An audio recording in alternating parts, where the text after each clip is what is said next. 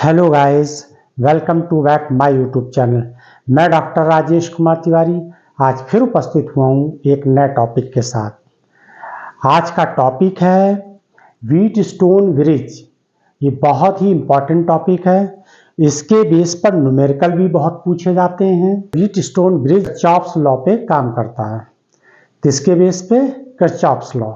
Complicated circuit के लिए current, voltage और रेजिस्टेंस को बहुत सिंपल तरीके से सॉल्व करने का एक मेथड है। सबसे पहले हम लोग ये जानेंगे कि व्हीटस्टोन ब्रिज है क्या और किस तरीके से ये वर्क करता है। फिर इसके बाद इसका एक्सप्रेशन निकालते हैं। देखिए, ये एक पैरेललोग्राम, इतना ए बी सी डी एक पैरेललोग्राम है। पैरेललोग्राम की 4 आर्म्स हैं। कौन कौन सी? ए बी, एक बी सी, एक ए डी और डी सी। ये आर्म्स हैं। जो आर्म दी हुई हैं यानी साइड, जो ये A B C C D और ए डी जो ये साइड दी हुई हैं, इन्हीं साइड पर एक एक रेजिस्टेंस लगा देते हैं। और वो रेजिस्टेंस क्या है? ए बी साइड पर रेजिस्टेंस P लगा दिया। इसी तरीके से BC आर्म पर हमने एक Q रेजिस्टेंस लगा दी। ये सभी रेजिस्टेंस है, PQRS रेजिस्टेंस है। AD साइड पर एक R रेजिस्टेंस लगा देते हैं और CD आर्म पर या साइड पर S रेजिस्टेंस लगा देते हैं। क्लियर है? ये आप चाहे आर्म्स बोले चाहे साइड बोले, ये आप पे डिपेंड करता है। देखिए, इसके 2 डायगोनल पोर्शन भी होते हैं। पैरेललोग्राम के डायगोनल भी तो होते हैं। देखिए, BD ये डायगोनल है। यहाँ पर एक गैल्वेनोमीटर लगा देते हैं। क्या लगा देते हैं? गैल्वेनोमीटर। इसके बारे में फिर हम अलग से बताएंगे कि गैल्वेनोमीटर क्या होता है, लेकिन गैल्वेनोमीटर यहाँ पर एक लगा देते हैं। इसकी खास बात ये होती है कि करंट को जो है 10⁻⁹ एम्पियर के ऑर्डर तक मेजर कर सकता है। पैरेललोग्राम के BD डायगोनल पर एक गैल्वेनोमीटर लगा देते हैं और गैल्वेनोमीटर का रेजिस्टेंस क्या है? G है। जिस तरीके से यहाँ पर रेजिस्टेंस PQRS लगे, उसी तरीके से BD डायगोनल पर एक गैल्वेनोमीटर लगा देते हैं और उसका रेजिस्टेंस क्या है? G है। क्लियर? यहाँ पर एक ये की लगी हुई है। इस की को बोलते हैं गैल्वेनोमीटर की। अब देखिए, ए और सी डायगोनल एक ए भी तो है। ए और सी, इसके बीच में एक लगा देते हैं बैटरी, और जिसका इलेक्ट्रिक मोटिव फोर्स कितना है? ई है। यहाँ पर एक बैटरी लगा देते हैं जिसका इलेक्ट्रिक मोटिव फोर्स कितना है? ई है।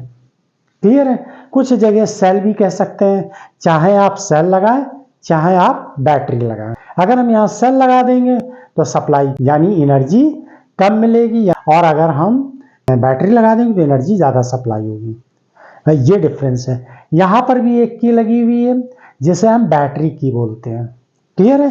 देखिए, एक बैटरी के उसमें लगी हुई है लाइन में, तो जिसे हम बैटरी की बोलते हैं। एक हमने कहाँ पर लगा दी है? BD में, यानी कि गैल्वेनोमीटर के सर्किट में ही की लगा दी यहाँ पर। और की का काम क्या है? करंट को स्टॉप करना या वहां से फ्लो कर देना। जैसे कि हम दूसरे वर्ड में बोले स्विच, कहीं कहीं पे इसी वर्ड को की जगह स्विच भी कह सकते हैं। क्लियर? अब देखिए, यहाँ पर जो ये पैरेललोग्राम है, पैरेललोग्राम की 4 आर्म्स होती हैं, उन पर क्या किया है? एक PQRS रेजिस्टेंस लगा दिया। क्लियर है? पैरेललोग्राम के डायगोनल में एक गैल्वेनोमीटर लगा दिया जिसका रेजिस्टेंस क्या है? G है। क्लियर है? यहाँ पर ये जो G लिखा हुआ है, ये रेजिस्टेंस है। किसका? गैल्वेनोमीटर। अच्छा, यहाँ पर एक बात और ध्यान रखिए।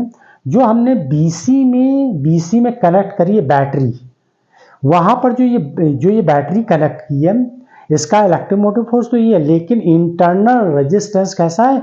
निग्लिजिबल है। कैसा है? निग्लिजिबल है। क्लियर है ना? यहाँ पर देखिए, इंटरनल रेजिस्टेंस यूज नहीं किया गया। क्लियर? जो मैंने आपको यहाँ बताया है वही हमने यहाँ लिख दिया। क्या किया? 4 रेजिस्टेंस लिए हैं। 4 रेजिस्टेंस लिए हैं PQRS, और क्या किया? कनेक्ट कर दिया। किस पर कनेक्ट कर दिया? कनेक्टेड कनेक्टेड फ्रॉम 4 आर्म्स, या आप साइड कह लीजिए, 4 arms AB, BC, CD and DA। आप आर्म्स की जगह पर साइड्स भी बोल सकते हैं रिस्पेक्टिवली, ठीक है। फिर दूसरा पॉइंट क्या लिखा मैंने कि एक बैटरी कनेक्ट करी AC के बीच में। बैटरी इज कनेक्टेड बिटवीन हमने लिखा हुआ है AC के बीच में।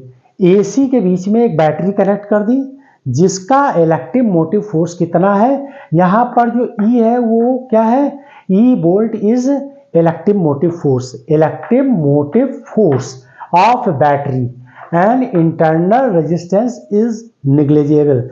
इसका इंटरनल रेजिस्टेंस कैसा है, निग्लिजिबल है।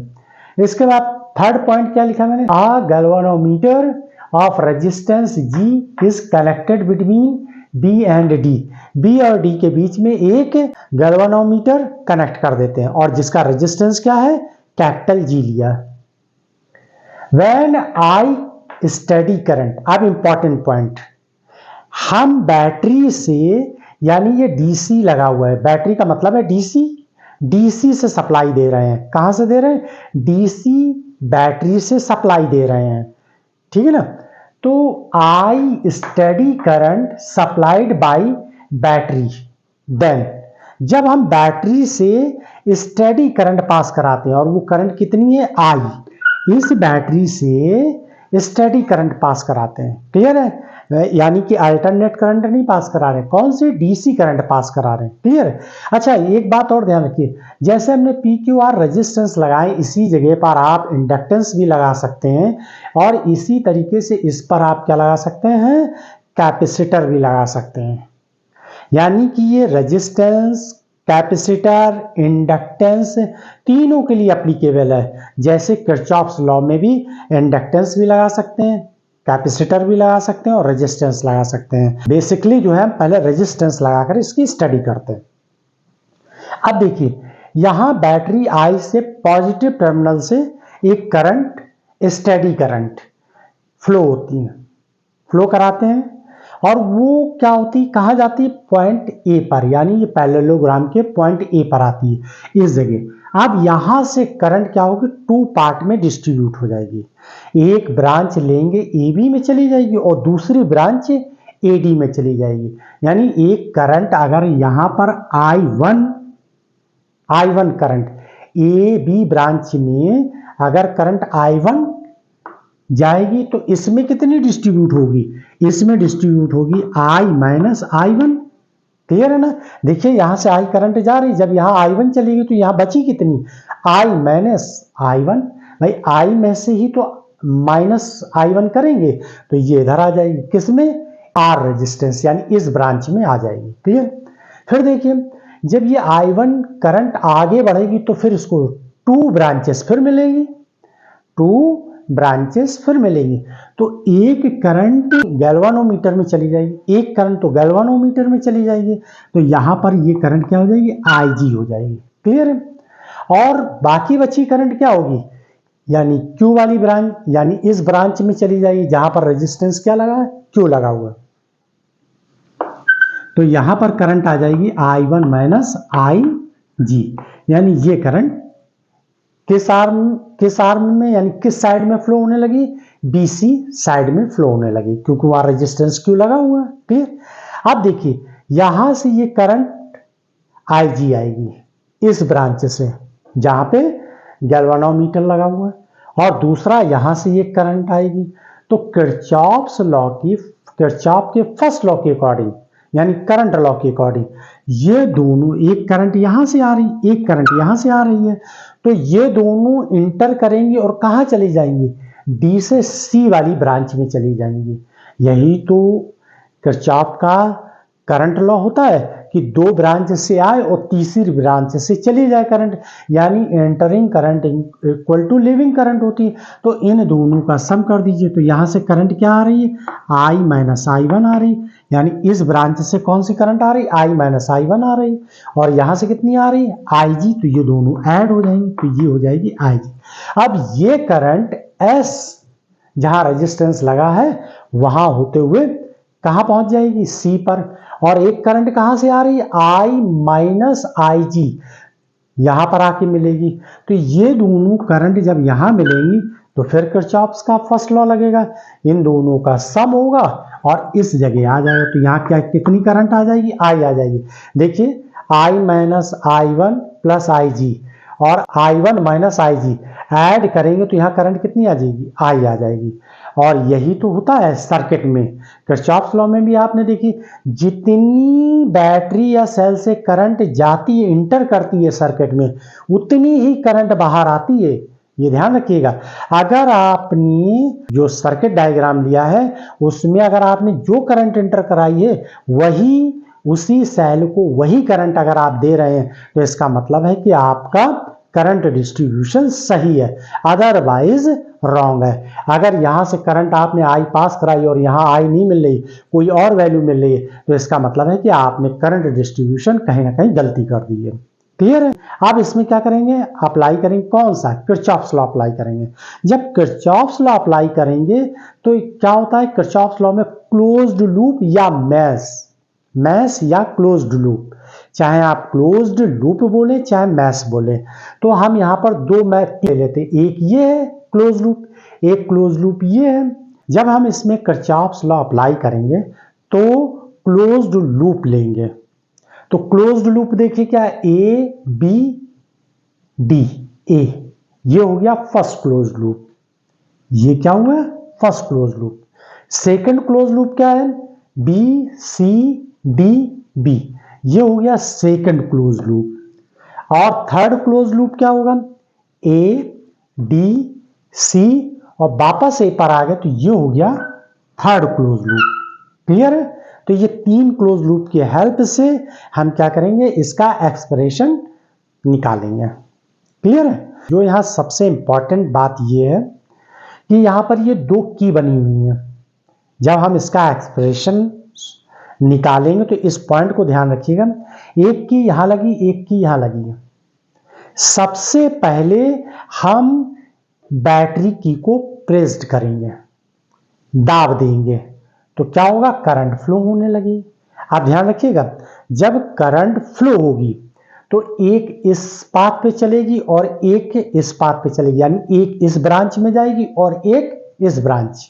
क्लियर। आप ध्यान दीजिए, इंपॉर्टेंट पॉइंट, बी पर जैसे ही करंट पहुंचेगी या करंट यहां पर पहुंचेगी तो या तो करंट ऐसे जाएगी और ऐसे भी जाएगी, यहां से भी या तो करंट ऐसे चलेगी या ऐसे चली जाएगी, यानी बीसी में चली जाएगी या बीडी में आ जाएगी।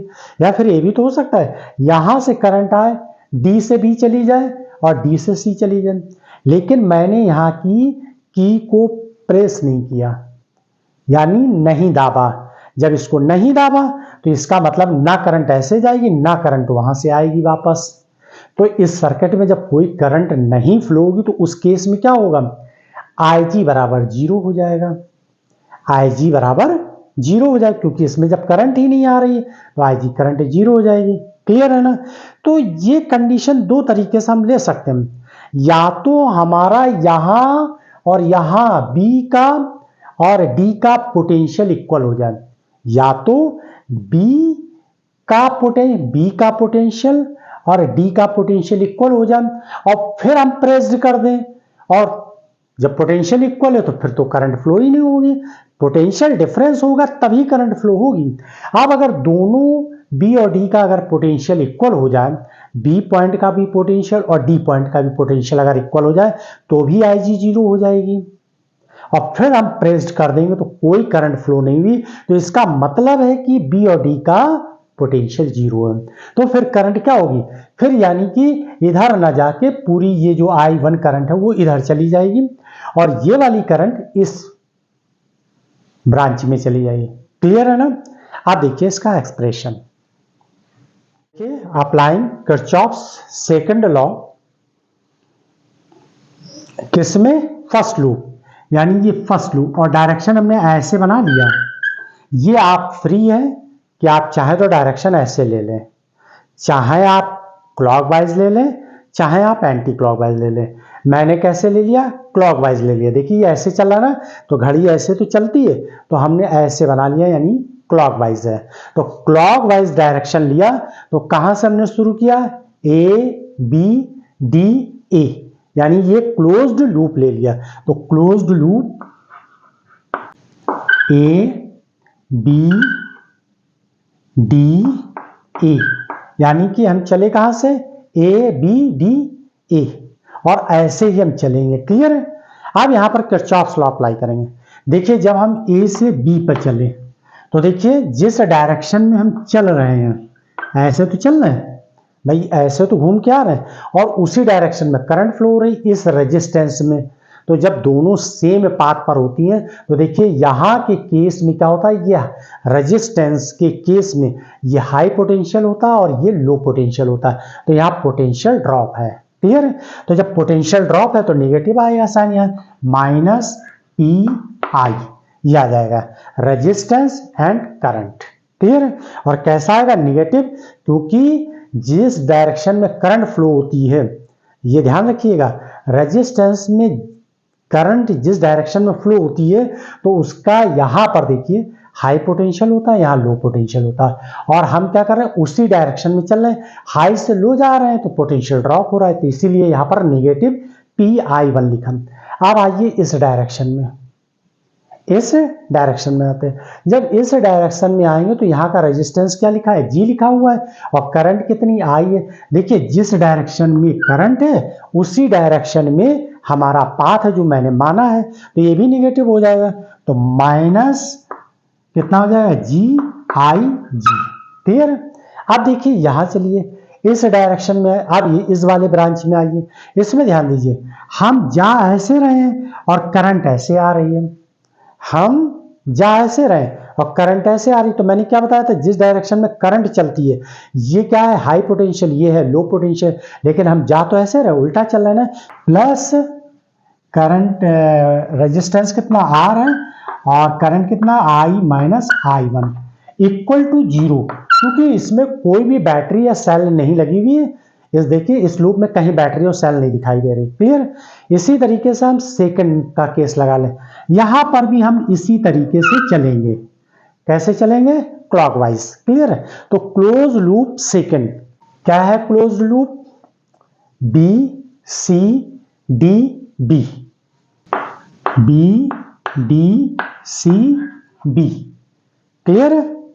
अब यहां पर भी इसी तरीके से किरचॉफ्स सेकंड लॉ लगाइए। तो देखिए जब करंट यहां जा रही है तो देखिए ये करंट और पाथ जो मैंने, ये देखिए ये पाथ का जो डायरेक्शन हमने लिया, देखिए ये डायरेक्शन और करंट सेम है, पाथ का डायरेक्शन और यहां पर करंट का डायरेक्शन सेम है, तो यानी नेगेटिव आ जाएगा। तो क्या आ जाएगा, माइनस Q, करंट कितनी है I1 माइनस IG। क्लियर। अब जरा इस ब्रांच में आइए, करंट तो ऐसे जा रही है और हमारा पाथ कैसे, मैंने पाथ कैसे माना, ऐसे माना है, तो इसका मतलब ये अपोजिट है, तो यानी पॉजिटिव साइन आ जाएगा। तो क्या लिखेंगे, प्लस S, और करंट क्या है यहां पर I minus I1 plus IG। अब देखिए S के साथ तो ये आ गया। अब यहां पर देखिए इस वाले आर्म में देखिए, यानी D से B चलेंगे ना, तो यहां देखिए ये G रेजिस्टेंस है, ये G क्या है, रेजिस्टेंस है, और IG करंट है। लेकिन अब ध्यान दीजिएगा ये ऐसे चल रहे हैं इस तरीके से, और जबकि करंट का डायरेक्शन क्या है, मेरे लिए गए पाथ के अपोजिट है। तो यहां पर क्या आ जाएगा, प्लस साइन आ जाएगा, प्लस GIG, और ये होगी इक्वेशन सेकंड। क्लियर है ना। ये क्या हो गई, इक्वेशन सेकंड। तीसरे लूप की जरूरत नहीं है, इसलिए हम यहां नहीं सॉल्व करेंगे। तीसरे लूप की हमें जरूरत नहीं है क्योंकि इसी से मेरा रिजल्ट आ जाएगा। जो व्हीटस्टोन ब्रिज का एक्सप्रेशन है यानी डेरिवेशन है वो आ जाएगा, तो इसलिए हमें थर्ड नहीं लेना। इसमें इंपॉर्टेंट पॉइंट ये है कि क्या यहां पर BD में करंट फ्लो हो रही कि नहीं हो रही है। तो करंट देखिए फ्लो तभी हो सकती है जब यहां पर B और D का पोटेंशियल कैसा हो, डिफरेंस हो, यानी कि यहां का B का पोटेंशियल और D का पोटेंशियल यदि डिफरेंस है तो फिर करंट फ्लो होगी। लेकिन अगर बी और डी का पोटेंशियल सेम रहे, इक्वल रहेगा, तो फिर इस यानी कि ना तो करंट यहां से इधर जाएगी और ना ही बी से डी की तरफ जाएगी। क्लियर है ना? तो ध्यान रखिएगा, इस कंडीशन में जब पोटेंशियल इक्वल हो जाता है, यानी इसी कंडीशन को बोलते हैं बैलेंस, इसी कंडीशन को बोलते हैं व्हीट स्टोन ब्रिज का बैलेंस। क्लियर है ना? तो अगर बी पॉइंट का पोटेंशियल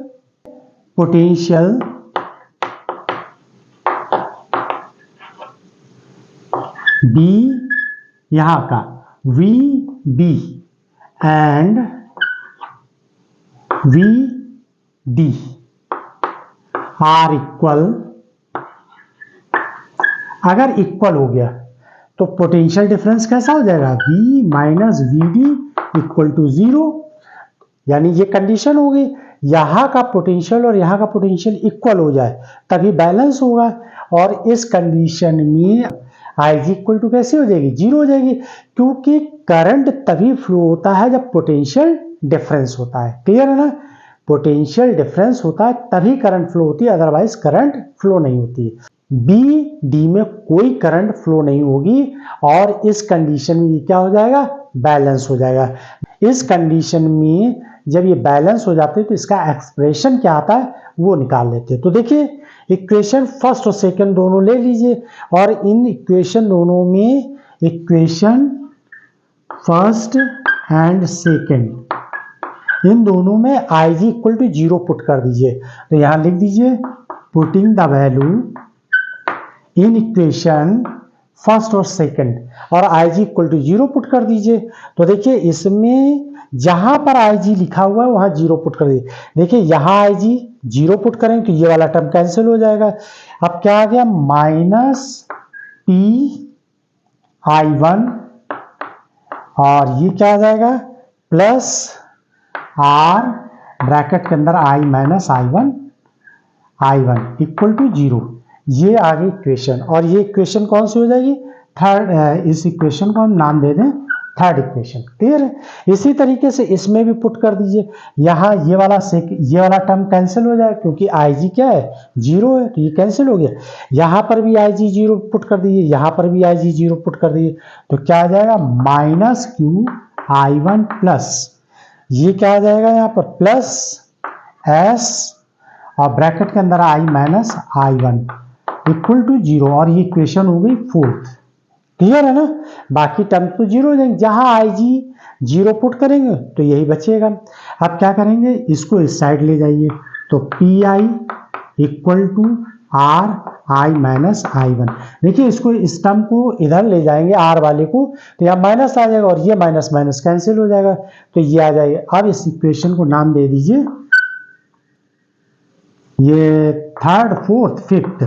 और इसी तरीके से इसमें भी देख लीजिए, ये वाला टर्म इधर चला जाएगा, तो क्या हो जाएगा, Q I one equal to S I minus I one, और ये हो जाएगा 6।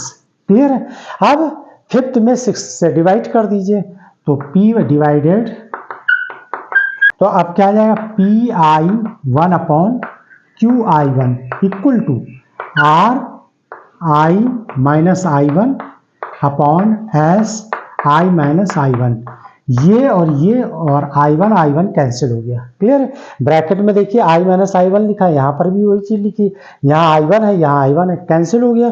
तो क्या एक्सप्रेशन निकल कर आया, P by Q equal to R by S. ठीक है ना? P by Q R by S. देखिए, ये P by Q R by S, तो इस कंडीशन में, इस कंडीशन को बोलते हैं बैलेंस की कंडीशन, और इसको क्या कहते हैं, this is Wheatstone principle, Wheatstone principle. Clear है ना? तो इसी एक्सप्रेशन को क्या कहते हैं, व्हीट स्टोन प्रिंसिपल। क्लियर है? P by Q R by S, ये बैलेंस की कंडीशन होती है। आई होप कि आप लोगों को समझ में आया होगा। Thanks for watch my video.